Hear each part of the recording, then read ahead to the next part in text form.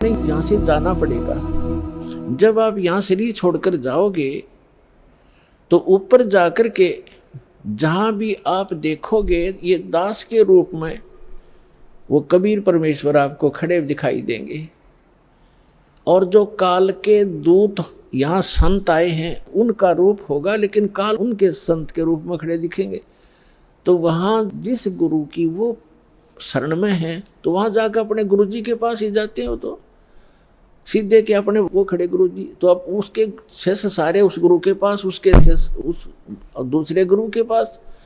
तो वहाँ काल भी आता है जो उसने संत भेज रखा है इन जीवों का नाश करने के लिए, और परमात्मा आता स्वयं जिसने अपना संत भेज रखा है जीवों का विकास करने के लिए। तो इस दास के रूप में आपको वहाँ परमात्मा मिलेंगे। आपको एक और हिदायत दी जाती है कि जब आप गुरु जी के पास जाते हो, प्रणाम करते हो, तो उसमें एक अभ्यास बनाओ कि सतनाम का सुमन अवश्य करें। प्रथम नाम मिला है तो प्रथम का अवश्य करें।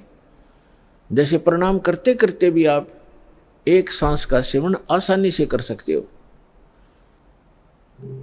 और उससे क्या होगा, जैसे यहाँ तो आपका अभ्यास बना रहेगा, भक्ति तो करनी है, तो उससे क्या होगा, जैसे आप वहाँ जाओगे, एक तिरकुटी, एक इंटरनेशनल एयरपोर्ट समझ लो तिरकुटी, जब वहाँ पहुँचोगे तो वहाँ आपको परमात्मा मिलेंगे इस दास के रूप में।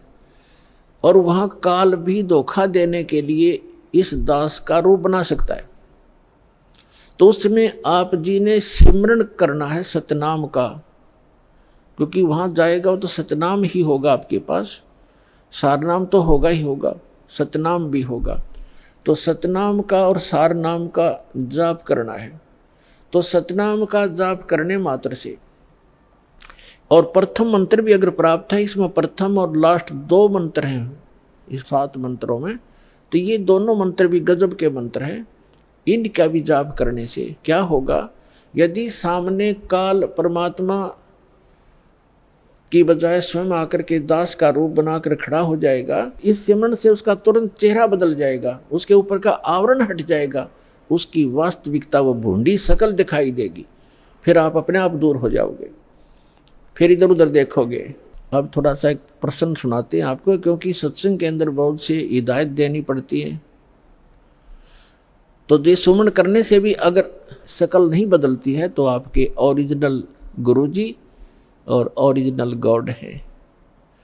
एक समय एक चंद्र विजय नाम का राजा था, उसकी इंद्रमती नाम की एक रानी थी, और वो बहुत भक्तनी थी भगवान की। पिछले जन्म से, पिछले पुण्य से ही अच्छी आत्माएं राजा बनती हैं, रानी बनती हैं, और इतना सुख होकर के भी जो परमात्मा की तरफ में भगवान की भक्ति में लगे होते हैं वो पुण्यात्मा विशेष होती है। वो माई जो है उसने एक गुरु बना रखा था। उस गुरु जी ने बता रखा था कि भगवान विष्णु, भगवान शिव की भक्ति करनी चाहिए, श्री राम की भक्ति करनी चाहिए, 68 तीर्थों पे जाना चाहिए, 68 तीर्थ करना चाहिए, एकादशी का व्रत रखना चाहिए। अब जैसे एक नियम है, कहते हैं धन चाहे तो दान कर और मोक्ष चाहे भज राम। तो हमने यहाँ इस काल के लोक में रहना है तो धन भी चाहिएगा और राम भी प्राप्त करना है, तो हमने दान भी करना है और